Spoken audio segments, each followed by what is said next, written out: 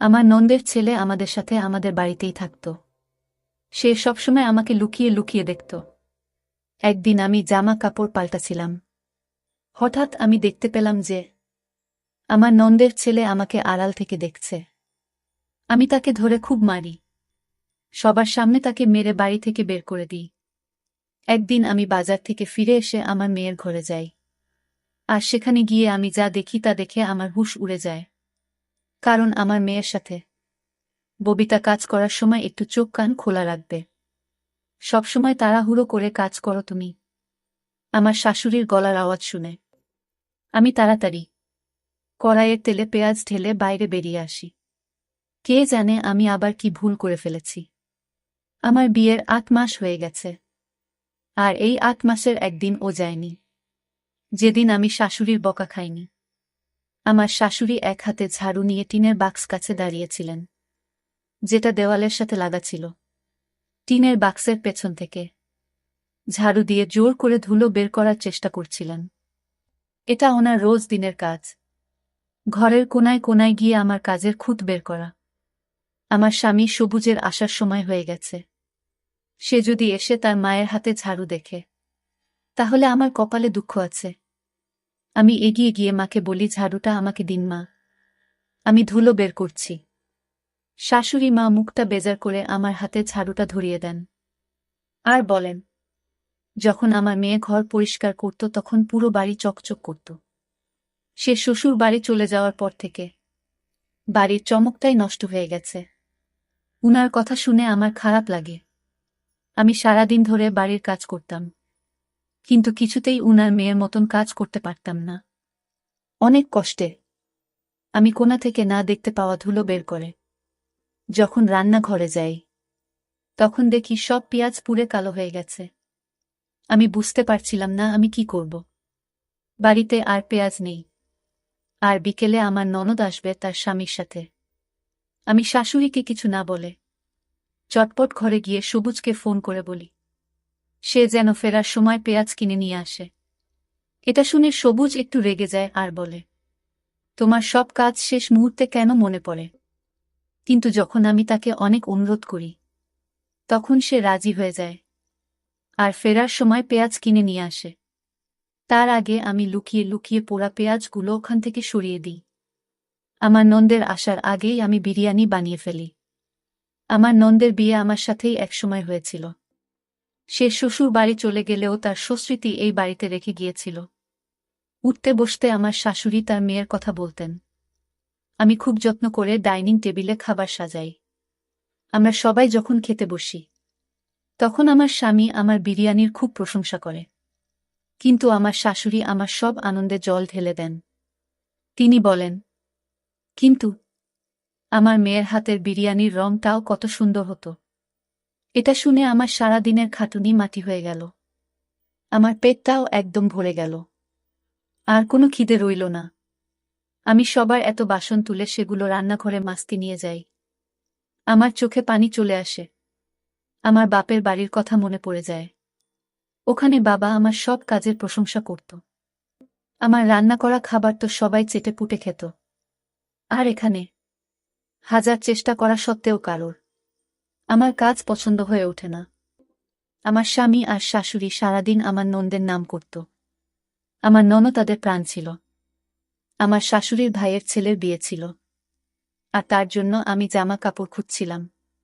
তখন আমার শাশুড়ি আমার ঘরে এসে বলেন, বৌমা, আজ তুমি শাড়ি পরে যেও, কারণ আমার মেয়েও শাড়ি পরে। এটা শুনে আমি চিন্তায় পড়ে যাই, আমি শাড়ি সামলাতে পারি না। কিন্তু আমি এটা বুঝতে পারছি না যে আমার ননদ শাড়ি পরছে বলে আমাকেও কেন শাড়ি পরতে হবে। সবুজ অফিস থেকে ফিরে আমার গোমরা মুখ দেখে জিজ্ঞেস করে, কি হয়েছে তোমার? আমি বলি, মা আমাকে শাড়ি পরতে বলেছেন। আমার শাড়ি পরতে ভালো লাগে না। হাজার চেষ্টা করে পুরো শরীর ঢাকা সত্ত্বেও আমার মনে হয় যে আমার চেহারাটা পুরো ঢাকা পড়ে না। সবুজ এসে বলে, তুমি শাড়ি পইরো না, শাড়ি শুধু আমার বোনকেই মানায়। এটা শুনে আমার খুব রাগ হয়। আমি জেদ করে শাড়ি পরি আর কোনো রকমে তুলতে তুলতে বিয়ে বাড়িতে গিয়ে পৌঁছায়। ওখানে গিয়ে আমি জানতে পারি যে আমার ননদ গর্ভবতী। সে খুশি হয়ে সবাইকে এই খবরটা শোনাচ্ছিল। এটা শুনে আমিও খুশি হই। কিন্তু কিছুক্ষণ পর আমার সব আনন্দ মাটি হয়ে যায়। আমার ননদ গর্ভবতী শুনে সবাই আমাকে প্রশ্ন করতে শুরু করে যে আমি কবে গর্ভবতী হব, কারণ আমাদের একসাথে বিয়ে হয়েছিল। আমি বুঝতে পারছিলাম না সবার প্রশ্নের কি উত্তর দেব। পরের দিন আমার শাশুড়ি আমাকে ডাক্তারের কাছে নিয়ে যান। তারপর জানা যায় যে আমার কিছু সমস্যা, যার চিকিৎসা হওয়ার পরেই আমি মা হতে পারব। বাড়িতে এসে আমার শাশুড়ির সারা বাড়ি মাথায় তোলে। আমি ঘরে দরজা বন্ধ করে বসে থাকি।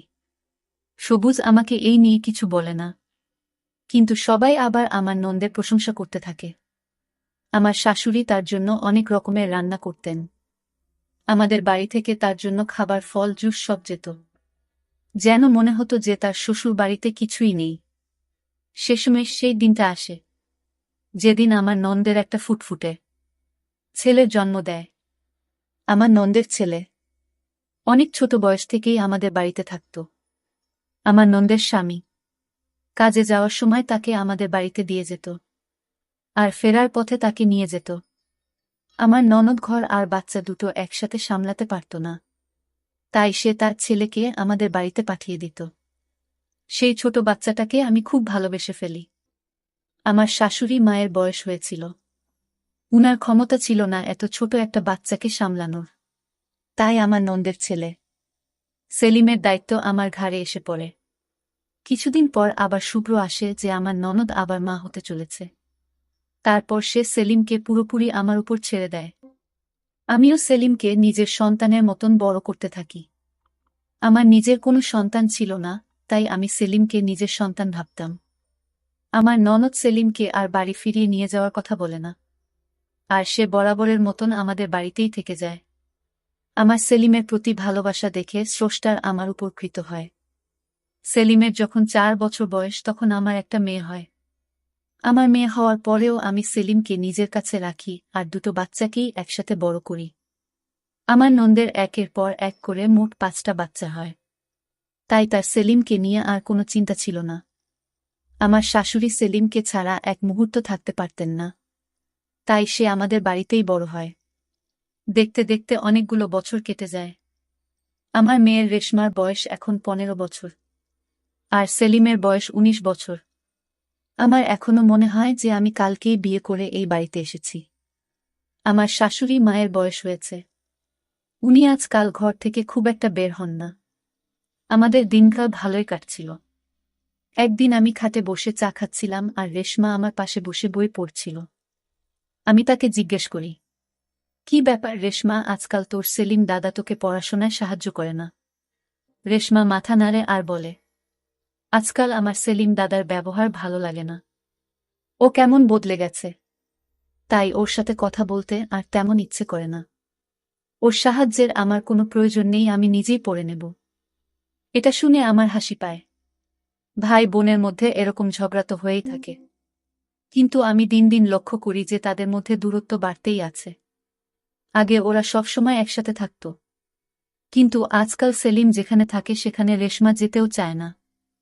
আমি রেশমাকে অনেক বোঝানোর চেষ্টা করি, কিন্তু সে বলে, মা তুমি সেলিম দাদাকে ভালোভাবে জানো না, ও এখন অনেক পাল্টে গেছে। আমি রেশমাকে তার মতো ছেড়ে দিই আর ভাবি যে পরে ওকে আমি বুঝিয়ে বলবো। আজকাল প্রায় সে আমার কাছে সেলিমের নামে নালিশ করে, কিন্তু আমি সেলিমের বদলে তাকে বোঝাই, কারণ আমার সেলিমের প্রতি বিশ্বাস ছিল। সে আমার চোখের সামনে বড় হয়েছে।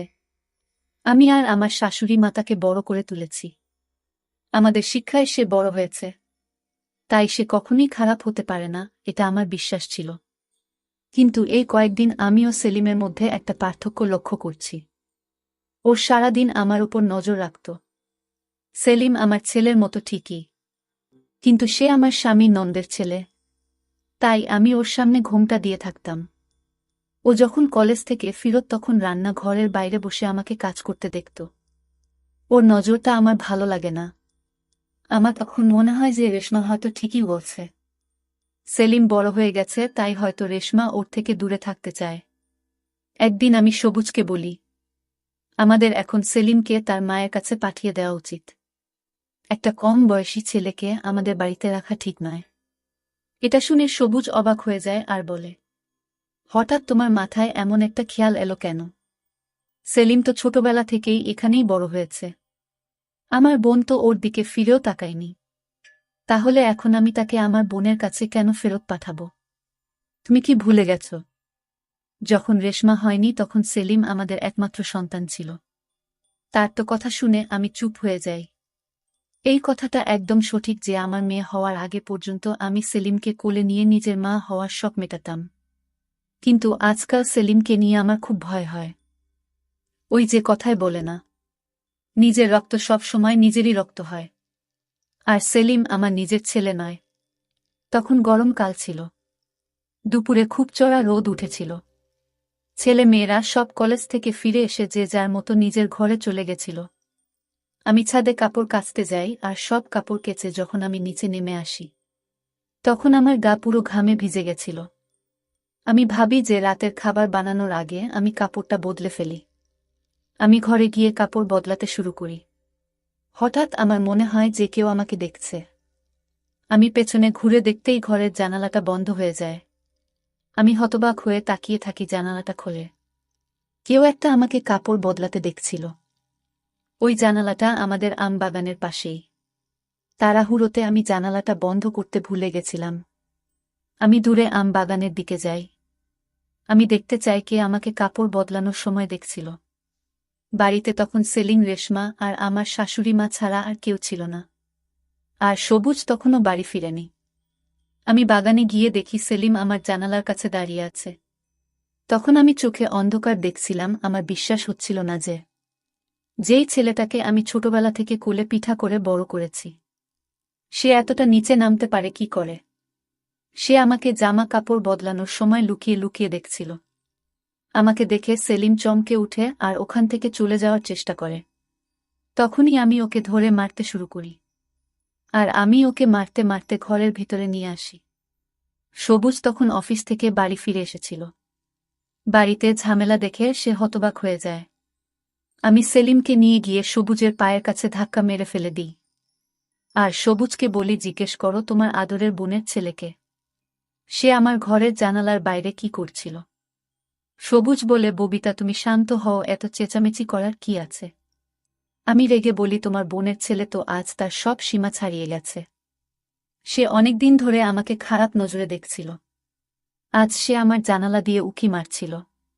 কারণ সে জানত যে আমি ছাদ থেকে কাপড় কেচে নিচে এসেছি। আর এখন আমি কাপড় পাল্টাতে ঘরে যাব। তখন আমার শাশুড়ি মা ঘর থেকে বেরিয়ে এসেছিলেন। আমার কথা শুনে সবাই হতবাক হয়ে যায়। সবুজ বলে, কবিতা তুমি যা বলছো ভেবে চিনতে বলছো তো? আমি বলি, তুমি তোমার ভাগিনাকে জিজ্ঞেস করো না। সবুজ সেলিমের দিকে তাকায়।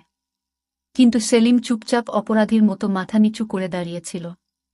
আমি সেলিমকে বাড়ি থেকে বের করে দেই। সে আমার নন্দের বাড়িতে ফিরে যায়। আমার শাশুড়ি মা তো বিশ্বাসই করতে পারছিলেন না যে সেলিম এমনটা করতে পারে। আমি বা শাশুড়ি মাকেও তো তাকে এমন শিক্ষা দিইনি। তাহলে এমনটা কি করে হলো? আমারও এটা বিশ্বাস করতে কষ্ট হচ্ছিল। কিন্তু আমি সবটা নিজের চোখে দেখেছিলাম। তাই আমার আর কোনো সন্দেহ ছিল না। আমি পরিবারের সকলকে সেলিমের এই নোংরা কাজের ব্যাপারে বলে দিই। এতে সবাই সেলিম আর আমার নন্দের নামে ছিটছিট করে। এই ঘটনাটার পর প্রায় 7 দিন কেটে গেছে। এই 7 দিন আমার শাশুড়ি মা একবারও তার ঘর থেকে বেরোয়নি। সবুজ তো আমার সাথে বেশি কথা বলে না। আমিও চুপচাপ ছিলাম। রেশমা সারাদিন নিজের ঘরেই থাকত। আমার তো এখন ভয় হতে থাকে যে যদি সেলিম রেশমার সাথে খারাপ কিছু করত তখন আমরা লোকের কাছে কি করে মুখ দেখাতাম। সেলিমে যাওয়ার পর আমি বুঝতে পারি যে সেলিম বাড়ির অনেক ছোটখাটো কাজ করে দিত। ও চলে যাওয়ার পর সেই সব কাজ আমার ঘাড়ে এসে পড়ে। আমাকে রোজ বাজারে যেতে হতো। সবুজ সারাদিন অফিসে থাকত আর সে অনেক বেলা করে ফিরত। তাই কিছু কেনার দরকার হলে আমাকে বাজারে যেতে হতো। একদিন দুপুরে খুব চড়া রোদে আমাকে বাজারে যেতে হয়। আমি কয়েকটা কেনাকাটা করে তাড়াতাড়ি বাড়ি ফিরে আসি। বাড়ি এসে আমি প্রথমে রেশমার ঘরে গিয়ে তার পছন্দের কেকটা দিয়ে আসি। সেই ঘরে পড়াশোনা করছিল। আমি তার জন্য তার পছন্দের কেকের দোকান থেকে কেক আর চকলেট কিনে এনেছি। রেশমা তখন তার ঘরে লেখাপড়া করছিল। তারপর যে আমি রেশমার ঘরে গিয়ে দরজাটা খুলি, অমনি আমার আত্মা কেঁপে উঠে। আমার মেয়ে একটা ছেলের সাথে বিছানায় শুয়েছিল। রেশমা হয়তো ভেবেছিল আমার বাজার থেকে ফিরতে দেরি হবে। তখন আমাকে দেখে তার চেহারার রং পাল্টে যায়। তার পাশে শুয়ে থাকা ছেলেটা দ্রুত করে ওঠে, ঘরের জানালা দিয়ে পালিয়ে যায়। আমি তার পিছু নিয়ে আম বাগানে যাই, কিন্তু সে পেছনে দরজা দিয়ে পালিয়ে যায়। সে এত তাড়াতাড়ি পালায় যেন মনে হয় এটা তার প্রতিদিনের অভ্যাস। আমি হতাশ হয়ে বাগানে বসে পড়ি। রেশমা আমার জন্য জল নিয়ে আসে, কিন্তু আমি জলের গ্লাসটা মাটিতে ফেলে ভেঙে ফেলি। আমি রেশমার চুলের মুঠি ধরে বলি, সত্যি করে বল, এসব কতদিন ধরে চলছে? ওই ছেলেটা কে ছিল যে দুপুর বেলা তোর ঘরে ঢুকেছিল? রেশমা ভয়ে কেঁদে ফেলে, কিন্তু আমি বলি, আজ আমার হাত থেকে তুমি কিছুতেই বাঁচতে পারবে না। রেশমা কাঁদতে কাঁদতে বলে, এই ছেলেটা আমার সাথে কলেজে পড়ে। আমি ওকে খুব পছন্দ করি, কিন্তু সেলিমের ওকে পছন্দ ছিল না। সেলিম চাইতো না আমি ওর সাথে মেলামেশা করি, কারণ ওর মনে হতো ও খারাপ ছেলে।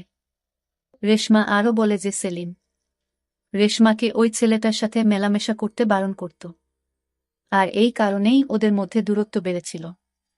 রেশমার পছন্দ ছিল না সেলিম তাকে কোনো কাজে বাধা দিক, আর সেলিম রেশমাকে ভুল পথে যেতে দিতে চায়নি। সেলিম আমাকে রেশমার ব্যাপারে অনেকবার জানাতে চেষ্টা করেছিল, তাই সে আমার আশেপাশে ঘুরত, কিন্তু তার সাহস হয়ে ওঠেনি। এই কথাটা আমাকে মুখ ফুটে বলায় রেশমা সেলিমের বিরুদ্ধে আমার কান ভাঙাত, ওর নামে খারাপ কথা বলত। তাই আমি সেলিমের নজরের খারাপ অর্থ বের করেছিলাম, কিন্তু সেলিম আসলে আমাকে রেশমার ব্যাপারে বলতে চেয়েছিল। সেদিনও যখন আমি জামা কাপড় পাল্টাছিলাম, তখন ওই ছেলেটা রেশমার সাথে দেখা করে বাগানের পিছনে দরজা দিয়ে পালাচ্ছিল। তার নজর যখন আমার জানালার দিকে পড়ে, তখন সে সেখানে এসে আমার ঘরের জানালা দিয়ে উঁকি মারে। সে লুকিয়ে লুকিয়ে আমাকে দেখছিল। আমি যখন বাগানে গিয়ে পৌঁছাই, তখন ওই ছেলেটা পেছনে দরজা দিয়ে পালিয়ে গেছিল। সেলিম বুঝতে পেরেছিল যে সে বাগানে আছে, তাই সে তাকে ধরার জন্য বাগানে গেছিল। আমি যখন বাগানে যাই, তখন আমি সেখানে সেলিমকে দেখতে পাই, আর আমার মনে হয় যে সেলিম আমার ঘরের জানালা দিয়ে উঁকি মারছিল। কিন্তু আসলে সেটা সেলিম ছিল না, সেটা ছিল রেশমার প্রেমিক সবুজ। আর আমার শাশুড়ি মা যখন সেলিমকে প্রশ্ন করে, তখন সে কোনো কথা বলে না, কারণ সে রেশমার সম্মান বাঁচাতে চেয়েছিল। এটা যদি জানাজানি হতো যে রেশমা তা নিজের বাড়িতে তার প্রেমিকের সাথে দেখা করে, তাহলে সবাই ছিছি করত। আমার শাশুড়ি মা সবাইকে বলে বেড়াত যে আমি আমার মেয়েকে শিক্ষা দিতে পারিনি। সেলিম চায়নি আমার দিকে কেউ আঙুল তুলুক, তাই সে সব দোষ নিজের ঘাড়ে নিয়ে নিয়েছিল। রেশমার সবটা জেনেও চুপ করেছিল, সে কাউকে সত্যিটা বলেনি। রেশমার কথা শুনে আমার হুঁশ উড়ে যায়। আমি না জেনে অনেক বড় ভুল করে ফেলেছি। আমি যাকে দোষী ভেবেছিলাম, সে আসলে আমার বাড়ির সম্মানের কথা ভেবে এত কিছু সহ্য করেছে। আমাকে এখন যে করেই হোক ভুলটা শুধরে নিতে হবে। আমি তখনই আমার ননদের বাড়িতে চলে যাই। সেখানে গিয়ে সেলিমের কাছে হাত জোড় করে ক্ষমা চাই। সেলিম আমাকে জড়িয়ে ধরে বলে, মামি, তোমার ক্ষমা চাওয়ার কোনো প্রয়োজন নেই। আমি তোমাকে খুব ভালোবাসি। তোমার জন্য আমি সবকিছু করতে পারি। আজ সেলিম প্রমাণ করে দিল যে ভালোবাসার সম্পর্ক রক্তের সম্পর্কের থেকে অনেক বড় হয়। আমি বাড়ি ফিরে সবুজ আর আমার শাশুড়ি মাকে সবটা খুলে বলি। আমি সেলিমের সাথে অন্যায় করেছি, তাই তারা আমাকে যে শাস্তি দেবে আমি মাথা পেতে নেব। কিন্তু সবাই আমাকে ক্ষমা করে দেয়। এখন আমাকে আর সবুজকে রেশমার ভুল পথে যাওয়া থেকে আটকাতে হবে, নইলে হয়তো সামনে অপমান আর বড় কোনো বিপদের আশঙ্কা হতে পারে। তো বন্ধুরা, আজকে এ পর্যন্তই। গল্পটি ভালো লাগলে লাইক, কমেন্ট, সাবস্ক্রাইব করে সাথেই থাকুন।